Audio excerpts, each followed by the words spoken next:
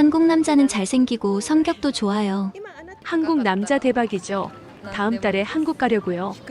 일본 외무성이 전례 없는 긴급 대책회의를 소집했습니다. 차세대 핵심 여성 인재들의 탈출을 멈추고 있지 않고 있습니다. 이대로 가면 일본 정부 존속마저 흔들릴 수 있다는 분석입니다. 도쿄 엘리트 여성들이 한국 중년 남성과 결혼을 선택하며 일본을 떠나고 있다는 것입니다. 한국을 이류국가라 무시하던 일본 엘리트 여성은 한국에서 한 사건으로 180도 바뀌게 됩니다. 이게 정말 한국인가? 일본에서는 절대 불가능한 일이야. 한국에 가고 싶다. 과연 그녀는 한국에서 무엇을 보고 어떤 선택을 하게 된 걸까요? 지금 그 놀라운 이야기를 공개합니다. 시작 전 구독과 좋아요는 영상 제작에 도움이 됩니다. 시작합니다. 저는 나카무라 레이카입니다. 일본 외무성의 차세대 핵심 인재로 불리며 28살의 국제인권팀 소속 외교관으로 일하고 있습니다. 아버지는 저명한 외교관이었지만 2008년 한일 외교 갈등 당시 한국 언론에 공개적으로 망신을 당하며 사임했죠. 그 이후 우리 가족은 완전히 무너져 버렸습니다. 아버지는 우울증에 시달리며 은퇴했고 가족 해체 직전까지 갔어요. 아버지의 처참한 몰락을 지켜본 저는 감정을 철저히 배제하며 외교 무대에서 성공 가도를 달려왔어요. 동료들 사이에서도 냉철하고 이성적인 판단력으로 인정받았죠. 그런데 첫 해외 단독 파견지가 하필 한국이라니. 외무성 상층부는 이렇게 말했습니다. 나카무라, 이번 한일 공동 인권 협약 점검 프로젝트는 내 실력을 보여줄 절호의 기회야. 하지만 조심해라. 여성 외교관이 감정에 휘둘릴 거라며 비아냥거리는 시선들이 있어. 내부 압박도 극심했습니다.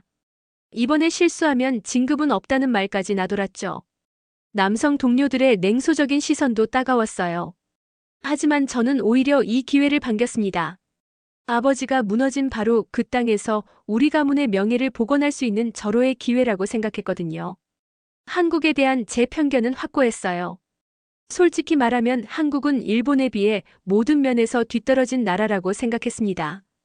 기술력도 떨어지고 체계적 사고도 부족하고 특히 감정적이고 비논리적인 소통 방식은 현대 외교에 전혀 맞지 않다고 확신했어요. 일본의 합리적이고 효율적인 시스템이 훨씬 우월하다고 믿었습니다. 한국 사람들은 너무 감정적이야. 우리 일본의 차분하고 이성적인 접근 방식과는 차원이 다르지. 이런 생각으로 가득 찬 채 저는 서울행 비행기에 몸을 맡겼어요. 감정을 배제하고 일만 잘하면 된다고 한국 사람들의 감정적 반응에 절대 휘둘리지 말자고 다짐했습니다. 하지만 제가 그곳에서 맞닥뜨릴 현실은 모든 편견을 산산조각 낼 정도로 충격적이었어요. 그때는 몰랐죠. 한국이라는 나라가 저를 완전히 다른 사람으로 만들어 놓을 거라는 걸 말입니다. 인천공항에 도착한 순간부터 예상과 완전히 달랐습니다. 택시기사가 제 짐을 들어주며 말했어요. 일본에서 오셨구나. 고생 많이 하셨을 거예요. 서울까지 편안히 모셔다 드릴게요. 이상했습니다. 일본에서라면 절대 있을 수 없는 일이었거든요. 업무적 관계에서 개인적 배려를 섞는 건 비전문적이라고 배웠는데 이 사람은 대체 왜 이러는 건가요? 외교부 청사에서 더 당황스러운 일이 벌어졌어요. 현관에서 저를 마중 나온 김태우라는 실무관이 말했습니다. 나카무라 외교관님 환영합니다. 장시간 비행 정말 고생하셨죠? 또 그 말이에요. 저는 차갑게 대답했습니다. 그건 제 일입니다. 업무 브리핑부터 시작하죠. 김태우의 얼굴에 순간 당황스러운 표정이 스쳤어요. 회의가 시작되자 더욱 놀라운 일들이 계속됐습니다. 한국 측 참석자들이 제게 물을 따라주고 자료를 정리해주고 심지어 에어컨 온도까지 물어보는 거예요. 온도가 너무 낮지 않으세요?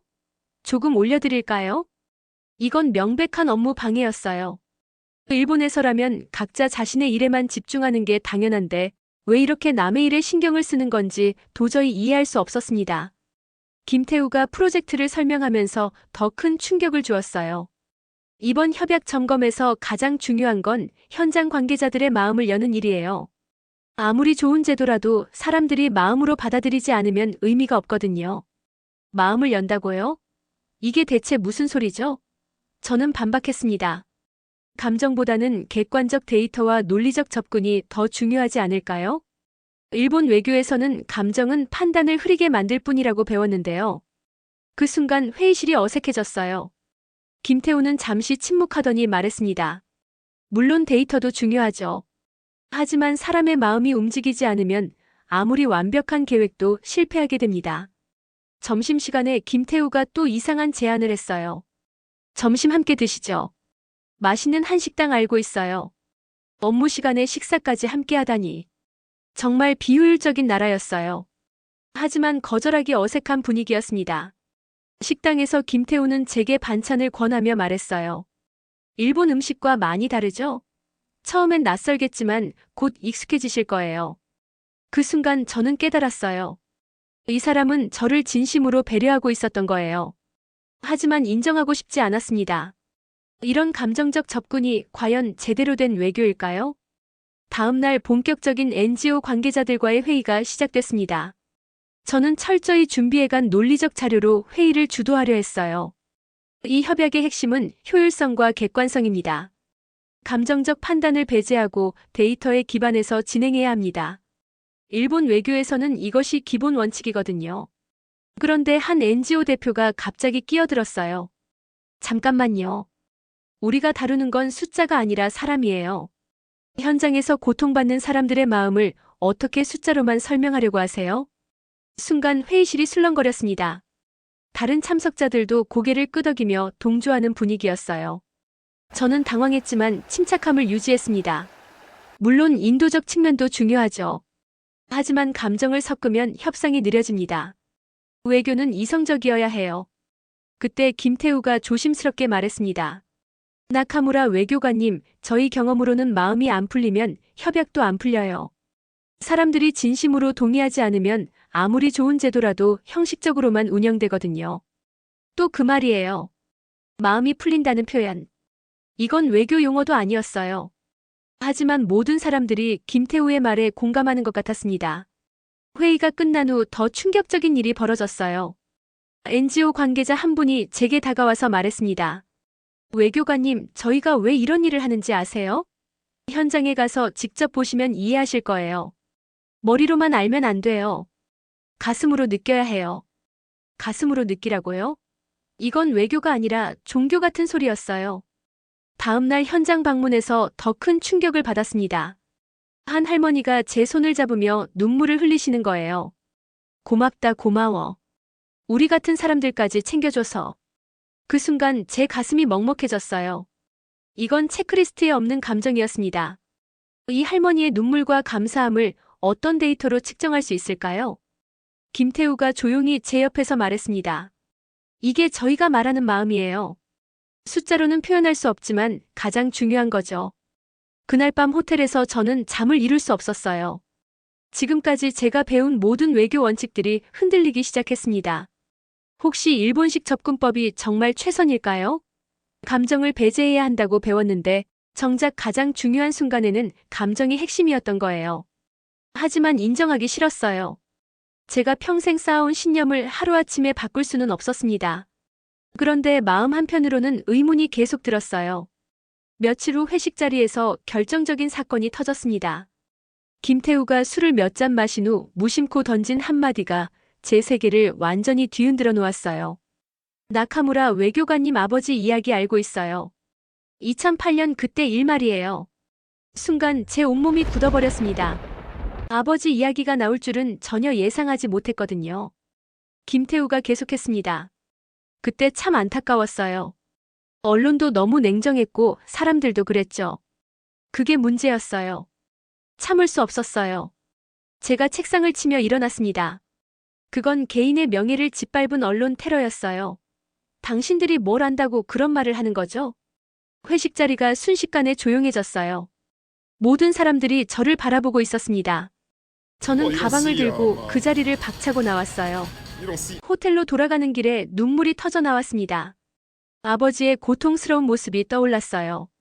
언론에 공개적으로 망신당한 후 우울증에 시달리던 아버지의 모습 말이에요. 다음 날 아침 김태우가 호텔로 찾아왔습니다. 그의 얼굴에는 진심 어린 미안함이 담겨 있었어요. 어젯밤 제가 실수했어요. 정말 죄송합니다. 하지만 한 가지만 말씀드리고 싶어요. 저는 차갑게 대답했습니다. 더 이상 들을 말은 없어요.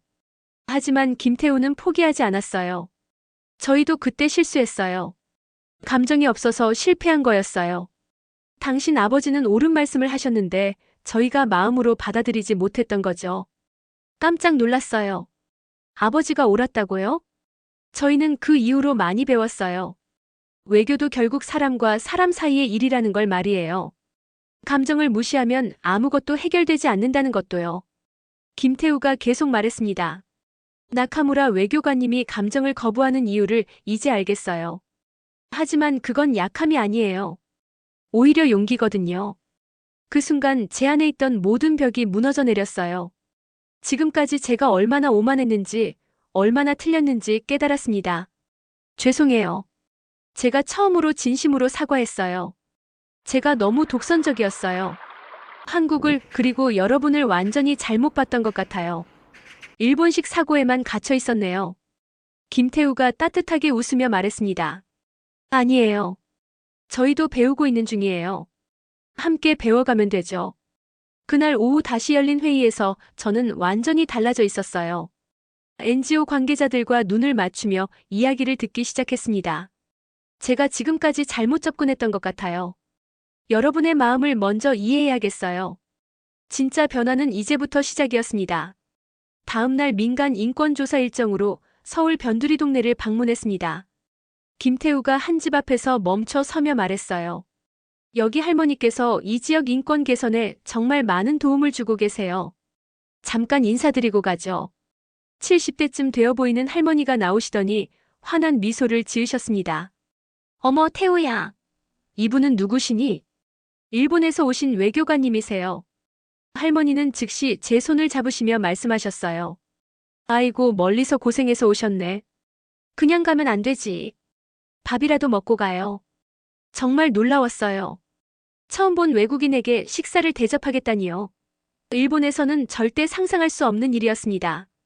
정중히 거절하려 했지만 할머니는 이미 저희를 집 안으로 끌어당기고 계셨어요. 부엌에서 나는 고등어 굽는 냄새가 집 안가득 퍼졌습니다.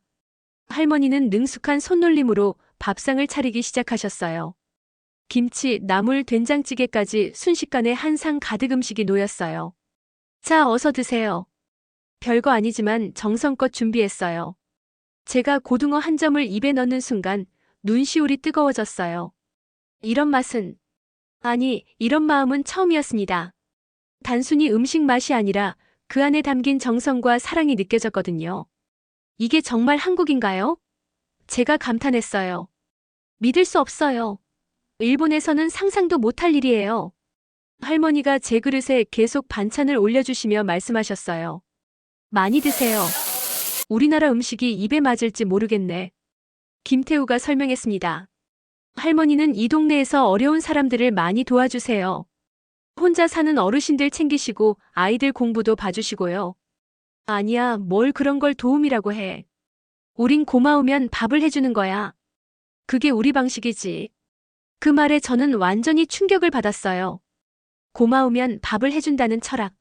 감사함을 말로만 표현하는 게 아니라 행동으로 마음으로 보여주는 문화였던 거예요.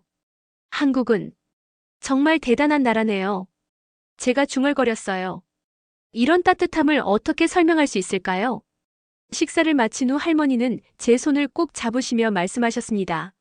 앞으로도 자주 와요. 언제든 오면 밥 해줄게. 집을 나서며 저는 김태우에게 물었어요. 할머니는 저를 처음 보시는데 왜 그렇게 잘해주시는 거죠? 할머니께는 국적이 중요하지 않아요. 사람이 중요하시거든요.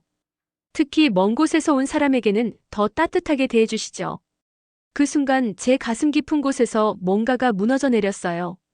지금까지 제가 얼마나 차갑게, 얼마나 잘못 살아왔는지 깨달았습니다. 존경합니다, 정말로. 제가 진심으로 말했어요. 한국의 이런 마음, 이런 문화를. 일본이 배워야 할 게 너무 많네요. 하지만 진짜 놀라운 변화는 아직 시작도 안 했었어요.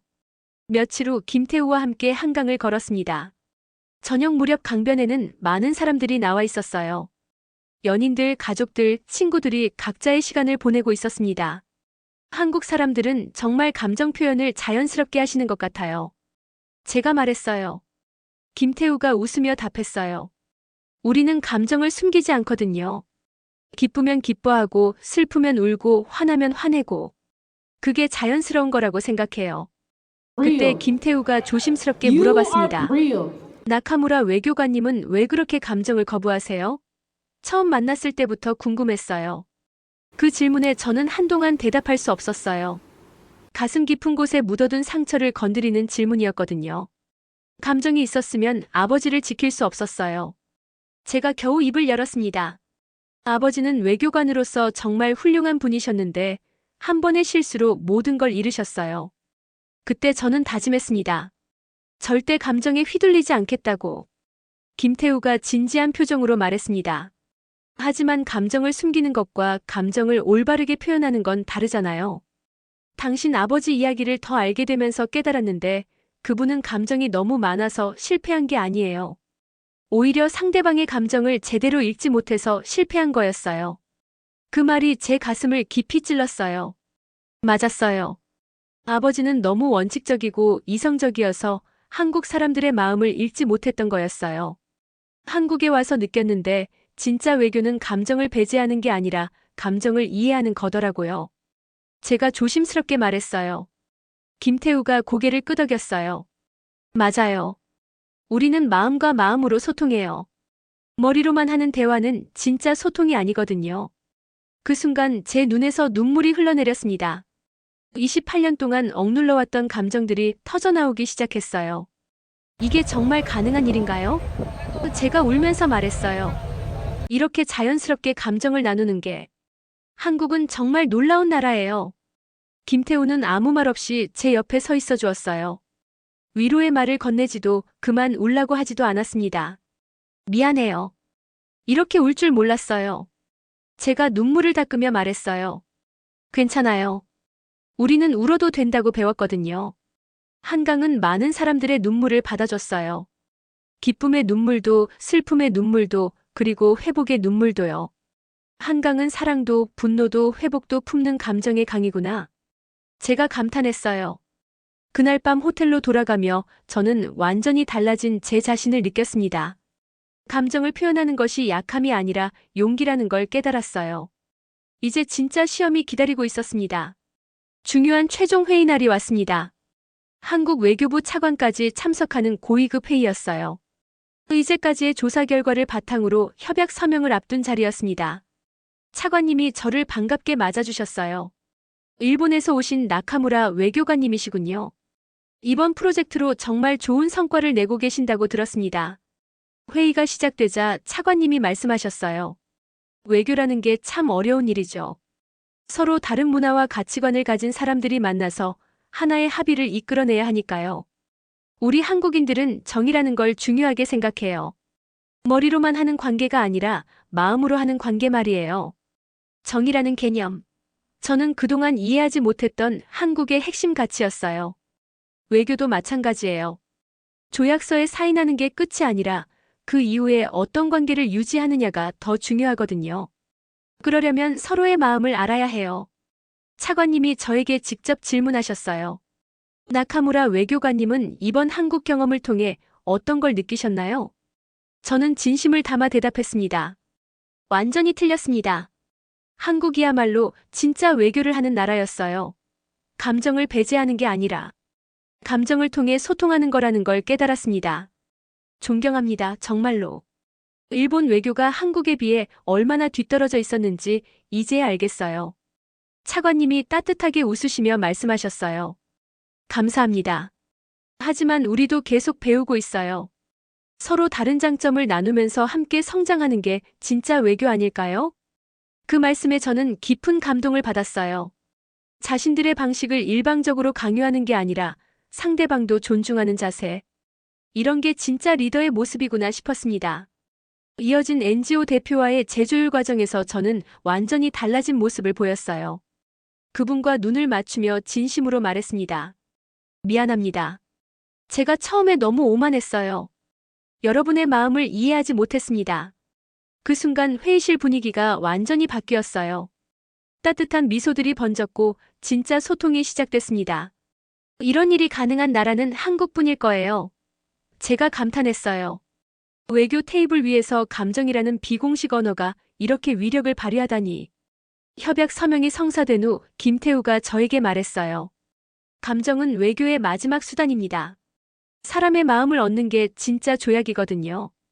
그 말에 저는 완전히 수긍했어요. 맞아요. 한국의 철학과 가치관을 제대로 이해하게 됐어요. 한국의 이런 방식이야말로 21세기 외교의 미래입니다. 회의가 끝난 후 차관님이 저를 개별적으로 부르셨어요. 나카무라 외교관님, 앞으로도 한일 관계 발전을 위해 함께 노력해 주시길 바랍니다. 당신 같은 분이 있어서 희망적이에요. 전 세계가 한국을 배워야 할 이유를 이제야 알겠어요. 제가 진심으로 말했어요. 그날 저는 완전히 새로운 사람이 되어 있었어요. 한국의 정문화 감정 중심의 소통 방식이 제 안에 완전히 자리 잡았습니다. 하지만 진짜 시험은 일본으로 돌아가서 시작될 거였어요. 일본으로 돌아갈 시간이 다가왔습니다. 마지막 날 김태우와 공항으로 가는 길에 저는 다짐했어요. 정말 많이 변하셨어요. 김태우가 말했습니다. 한국이 저를 완전히 다른 사람으로 만들어 놓았어요. 감정은 약함이 아니라 용기라는 걸, 진짜 강한 사람은 자신의 감정을 솔직하게 드러낼 수 있는 사람이라는 걸 배웠습니다. 일본에 가서도 이 마음 잊지 마세요. 꼭 다시 오겠어요. 이제 한국은 제 두 번째 고향이에요. 도쿄 복귀 후 외무성에서 보고서를 작성했습니다. 한국 외교의 핵심은 감정 기반 소통입니다. 이는 비효율적으로 보이지만 실제로는 더 깊고 지속적인 관계를 만듭니다. 일본도 이런 접근 방식을 도입해야 할 때입니다. 한국의 방식이야말로 현대 외교의 미래입니다. 며칠 후 저는 감정 표현 교육 프로그램을 기획하기 시작했어요. 한국에서 배운 소통 방식을 일본 외교관들에게도 전수하고 싶었거든요. 회의 중에 후배 외교관이 차갑게 말하는 걸 듣고 조언했습니다. 그 말 조금 더 따뜻했으면 좋겠네요. 상대방의 마음도 생각해보면서 말해보세요. 저도 한국에서 배운 건데 정말 효과적이에요. 상급자 회의에서도 제안했습니다. 앞으로 우리 외교에도 한국식 감정 소통을 도입해야 합니다. 일본 외무성 내부에 한국식 정서 커뮤니케이션을 시범 운영해보면 어떨까요? 처음에는 반대 목소리도 있었지만 점차 많은 동료들이 관심을 보였어요. 몇 달 후 다시 한국을 방문할 기회를 얻었습니다. 김태우와 재회하며 말했어요. 한국에서 배운 걸 일본에도 전파하고 있어요. 일본 공무 조직 내에서도 한국의 정서적 접근을 시도하고 있습니다. 정말 기쁘네요. 서로 배우고 나누는 게 진짜 외교죠. 그날 밤 한강을 다시 걸으며 깨달았습니다. 감정을 회복한 한 개인이 국가 간 연결의 징검다리가 되는 순간이었어요. 아버지에게 편지를 썼어요. 아버지, 저는 이제야 진짜 외교가 뭔지 알게 됐어요. 아버지가 실패했던 건 감정이 너무 많아서가 아니라 상대방의 감정을 제대로 읽지 못해서였어요. 앞으로 저는 마음으로 소통하는 외교관이 되겠습니다. 지금 저는 한일 관계 개선을 위한 새로운 프로젝트를 준비하고 있어요. 이번에는 감정을 바탕으로 진심을 담아서 말이죠. 한국이 제게 준 가장 큰 선물은 감정을 되찾게 해준 것입니다. 이제 저는 진짜 사람다운 외교관이 됐어요. 감정이 나약함이 아니라 용기였다는 걸, 진정한 외교는 마음과 마음을 잇는 일이라는 걸 깨달았습니다. 이 이야기가 도움이 되셨다면 구독과 좋아요 부탁드려요. 여러분의 응원이 더 좋은 이야기를 만드는 힘이 됩니다. 감사합니다.